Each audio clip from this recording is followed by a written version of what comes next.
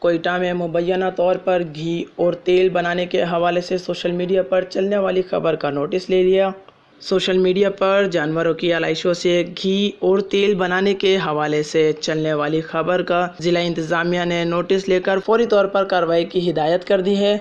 اس سلسلے میں assistant commissioner Sariab Quetta نثار احمد لانگو نے اسپیشل مجسٹریٹ سریاب مسعود بگٹی اور پولیس کے ہمراہ کارروائی کرتے ہوئے مشرقی بائی پاس پر جانوروں کی علائشوں سے مضر صحت تیل اور گھی بنانے والی فیکٹری کو سیل کر کے 3 افراد کو گرفتار کر لیا۔ اس موقع پر اسسٹنٹ کمشنر سریاب کا کہنا تھا کہ عید کے بعد جانوروں کی علائشوں کو جمع کرنے کے حوالے سے ایک ویڈیو سوشل میڈیا پر گردش کر رہی تھی، جس کا فوری نوٹس لیتے ہوئے مبینہ طور پر مذکورہ فیکٹری کے خلاف کارروائی کی ہدایت کی ہے۔